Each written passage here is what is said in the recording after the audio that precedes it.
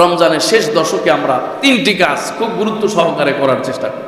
তিনটি কাজ খুব গুরুত্ব দিয়ে আমরা করার চেষ্টা করব। এক নাম্বার, এতদিন পর্যন্ত যা আমল করলাম এটা যেন আল্লাহ পাক রব্বুল আলামিন কবুল করে নেন, এজন্য আল্লাহর কাছে সব সময় চাই।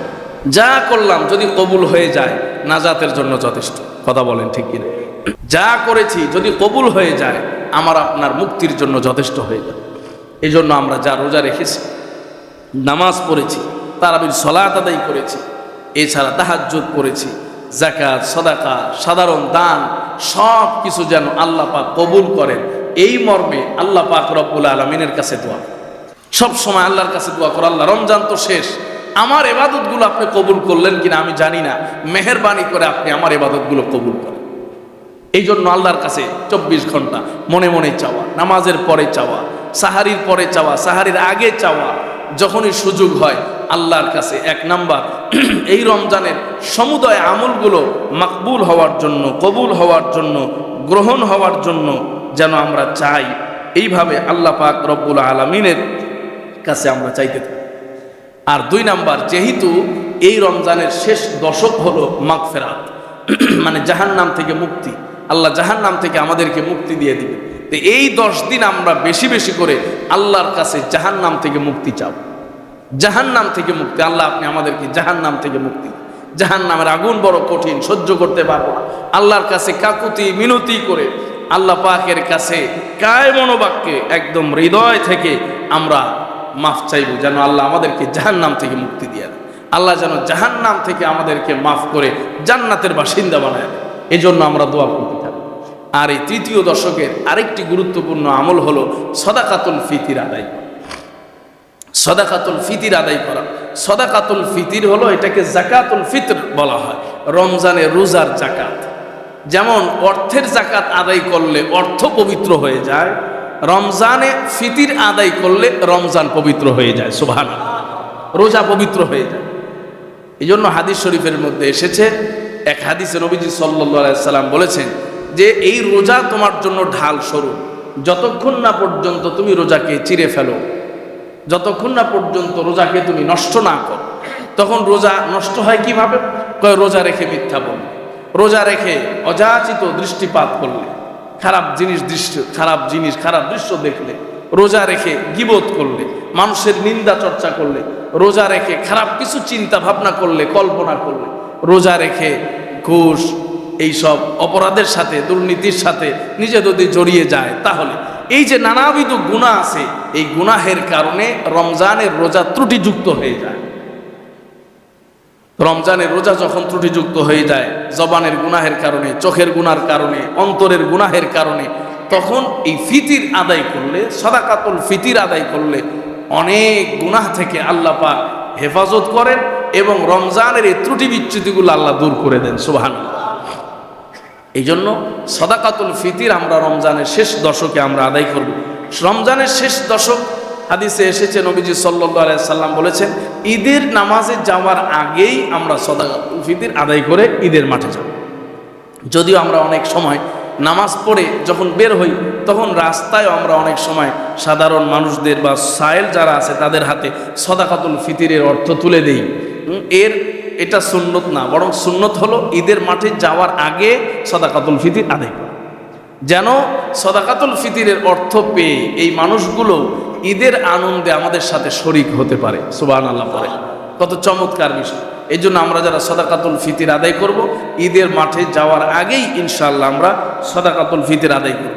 সাদাকাতুল ফিতিরের সর্বনিম্ন এবং সর্বোচ্চ পরিমাণ কত, এটা আমরা গত জুমায় আলোচনা করেছি এবং আপনাদেরকে জানিয়েছি। সর্বনিম্ন হলো আপনার 110 টাকা, আর সর্বোচ্চ 2805 টাকা সম্ভবত।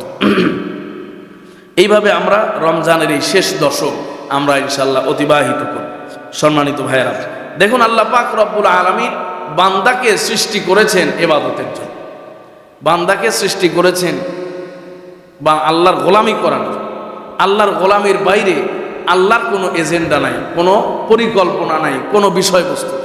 আল্লাহ পাক রব্বুল আলামিন বলছেন, ওমা খলাকতুল জিন্না ওয়াল ইনসা ইল্লা লিয়াবুদুন, যে মানুষ এবং জিনকে আমি আল্লাহ পাক রব্বুল আলামিন আমার গোলামি, আমার দাসত্ব, আমার ইবাদতের জন্য সৃষ্টি করেছে। সুবহানাল্লাহ। তো এই বান্দা যখনই আল্লাহর গোলামি করবে, আল্লাহর দাসত্ব করবে, আল্লাহর ইবাদত করবে, আল্লাহর বন্দেগী করবে, তখন আল্লাহর যে মূল সৃষ্টির লক্ষ্য উদ্দেশ্য, ওই লক্ষ্য উদ্দেশ্য অর্জিত হবে, হাসিল হবে। তখন অটোমেটিক বান্দা আল্লাহর প্রিয় হয়ে যাবে, সুবহানাল্লাহ। অটোমেটিক বান্দা আল্লাহর কাছের হয়ে যাবে, আল্লাহর কাছে চলে যাবে। এই জন্য আল্লাহ পাক রব্বুল আলামিন আমাদেরকে এই পৃথিবীতে সৃষ্টি করার মূল লক্ষ্য উদ্দেশ্যই হলো আল্লাহর গোলামি করা। ব্যবসা করার জন্য সৃষ্টি করেন নাই, চাকরি করার জন্য সৃষ্টি করেন নাই, দুনিয়ার কাজ কারবার করার জন্য সৃষ্টি করেন নাই। সৃষ্টি করেছেন কিসের জন্য? আল্লাহর গোলামি করার জন্য, আল্লাহর বন্দেগী করার জন্য। এখন এগুলো আমরা করি, আল্লাহর বন্দেগী সঠিকভাবে করতে গেলে নিজের জীবিকার প্রয়োজন আছে না নাই?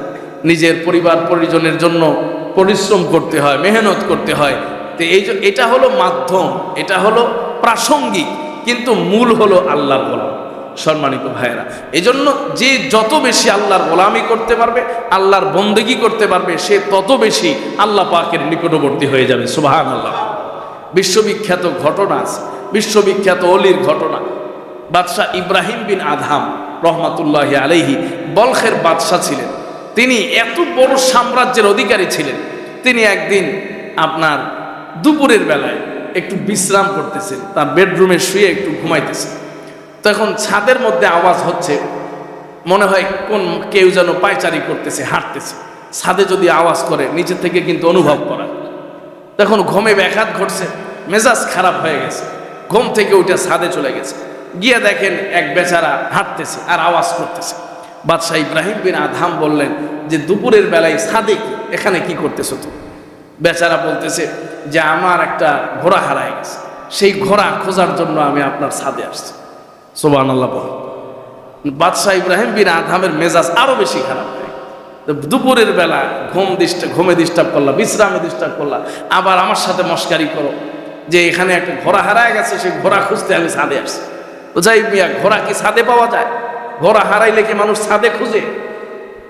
এখন বেচারা বলছে যে ঘোড়া হারাইলে যদি ছাদে ঘোড়া না পাওয়া যায়, তাহলে এত বড় রাজপ্রাসাদে শুয়ে থেকে কি আল্লাহকে পাওয়া যায়? সুবহানাল্লাহ পড়ে।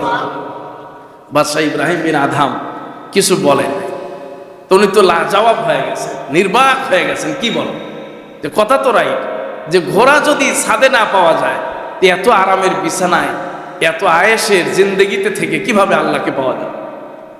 আরেকদিন বাদশাহ ইব্রাহিম বিন আদহাম এই দিন একটু দিলের মধ্যে দাগ কাটছে, কি কথাটা বল। আরেকদিন বাদশাহ ইব্রাহিম বিন আদহাম শিকার করতে গেছে। আগেকার বাদশারা, বড় লোকেরা শিকার করত, পাখি শিকার করত, বন জঙ্গলের প্রাণী শিকার করতে গেছে। তো শিকার করতে গেছে, জঙ্গলে সাথীরা আছে, 2-3 জন কাছে খাদেম, শিকার করতেছেন। হঠাৎ অদৃশ্য এক আওয়াজ আসে যে তোমাকে এই জন্য সৃষ্টি করা হয় নাই। মানে এই যে এত আমোদ প্রমোদ আর আরামের জিন্দেগি, আর শিকার করে বেড়াবে, আর বেডরুমে ঘুমাবে, আর আরামের সাথে জীবন যাপন করবে, এই জন্য তোমাকে সৃষ্টি করা হয়। তিনি চতুর্দিকে খুঁজলেন, কে আমাকে আওয়াজ দিচ্ছে। দেখেন কেউই নাই, কাউকে পাওয়া যায়।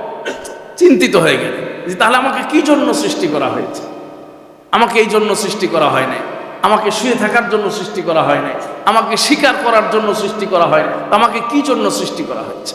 তো আমাকে আল্লাহ পাকের গোলামি করার জন্য সৃষ্টি করা হয়েছে। কথা বলুন ঠিক?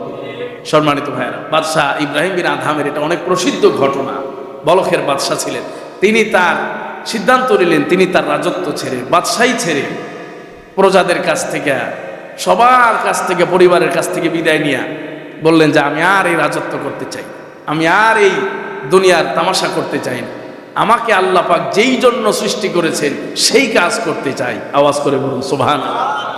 বাদশাহ ইব্রাহিম বিন আদহাম চলে গেছেন জঙ্গলে, এমন জায়গায় গেছেন যে নির্জন জায়গায়, সেখানে আল্লাহর ওলিরা বসবাস করে। অনেক আল্লাহর ওলি আছে, সেখানে তারা আল্লাহর রেয়াজাত করে। রেয়াজাত মানে ইবাদত বন্দেগী করে আল্লাহকে পাওয়ার জন্য তারা মুজাহাদা করার চেষ্টা করে। তো ওই দিন গেছেন বাদশাহ ইব্রাহিম বিন আদহাম, ওখানে কিছু বুজুর্গ লোক থাকে, সেখানে খাবার দাবারের ব্যবস্থা সরাসরি আল্লাহ নিজে পাঠায় দেন, মানে আল্লাহ অন্য বান্দা দিয়ে সেখানে খাবার পাঠায় দেন। সুবহানাল্লাহ। তো বাদশাহ ইব্রাহিম বিন আদহাম গেছেন দুপুরে অথবা রাতে খাবারের সময় হয়েছে, পুরো এলাকায় খাবারের ঘ্রাণ ছুটে গেছে, এত মজাদার খাবারের ঘ্রাণ। তো ওইখানে তো আরো অনেক আল্লাহর ওলি আছে, বুজুর্গ আছে, তাদের খাবার অত ঘ্রাণ না, অত সুঘ্রাণ না, অত দামি না, অত সুস্বাদু না, কিন্তু দূর থেকে মনে হচ্ছে সুস্বাদু খাবারের ঘ্রাণ আসতেছে, সবাই পেরেশান হয়ে গেল। আমাদের খাবারের তো ঘ্রাণ না, মনে হচ্ছে অন্য জায়গা থেকে খাবারের ঘ্রাণ আসছে। তো সবাই নিজেদের খাবার রেখে খোঁজা আরম্ভ করছে যে দেখি যে এই খাবারের ঘ্রাণ কোত্থেকে আসে। কয়েকজন খুঁজতে খুঁজতে দেখলো যে নতুন এক মুসাফির এসেছে, আগন্তুক এসেছে, তার সামনে কিছু খাবার রাখা আছে। এই খাবারের ঘ্রাণে পুরা ওই এরিয়া মুখরিত হয়ে গেছে। সুবহানাল্লাহ। এখন এরা তো সবাই রিয়াজাত করতেছে আল্লাহ পাককে পাওয়ার জন্য, ওখানে মুজাহাদা করতেছে। এরা সব আল্লাহর ওলি, আল্লাহর সাথে তাদের বিশেষ সম্পর্ক।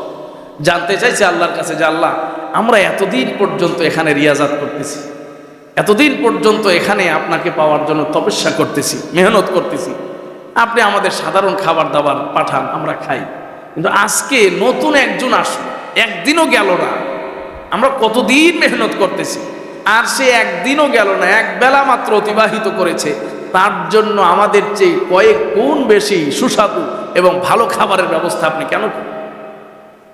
আল্লাহ পাক রব্বুল আলামিন জানায় দিলেন যে দেখো, তোমরা যেই মানের খাবার ছেড়ে এসেছো, তোমাদের জন্য সেই মানের খাবার ব্যবস্থা করেছি, আর তিনি যে মানের খাবার ছেড়ে এসেছেন আমি তার জন্য সেই মানের খাবার ব্যবস্থা করেছি। সুবহানাল্লাহ। কারণ সে তো বাদশাহী ছেড়ে আসছে, সে তো রাজ সিংহাসন ছেড়ে আসছে, সে তো রাজ দরবারের দামি দামি খাবার ছেড়ে আসছে। যে সুতরাং যার কোরবানি যত বেশি, যার ত্যাগ তত বেশি, আল্লাহ পাক তাকে পুরস্কার তত বেশি দান করেন। কথা বলুন ঠিক কিনা? এই জন্য সম্মানিত ভাইরা, এই রমজানে আমাদের যার কোরবানি যত বেশি হবে, যার ত্যাগ যত বেশি হবে, যার মুজাহাদা যত বেশি হবে, যার স্যাক্রিফাইস যত বেশি হবে, যার নামাজ যত বেশি হবে, যার তেলাওয়াত যত বেশি হবে, ইবাদত বন্দেগী যার যত বেশি, আল্লাহ তাকে পুরস্কারও তত বেশি। সম্মানিত ভাইরা, এই জন্য আল্লাহ পাক আমাদেরকে সৃষ্টি করেছেন তার গোলামির জন্য। তার গোলামি করতে গিয়ে আমরা যত বেশি কষ্ট করব, তিনি আমাদের পুরস্কার তত বেশি বড় দান করবেন। আল্লাহ পাক আমাদের সবাইকে কবুল করুন, সবাই পড়ি আমিন। রমজানের শেষ দশকে আমরা উপনীত, এই রমজানের এই বাকি দিনগুলোকে যেন আমরা সুন্দরভাবে কাটাতে পারি, সেই তৌফিক দান করুন, আমিন। আমাদের সমস্ত আমলগুলোকে আল্লাহ পাক কবুল করেন, সকলেই পড়ি আমিন। ওয়া মা আলাইনা ইল্লাল বালাগ ওয়া আখিরু দাওয়ানা আনিল হামদুলিল্লাহি রাব্বিল আলামিন।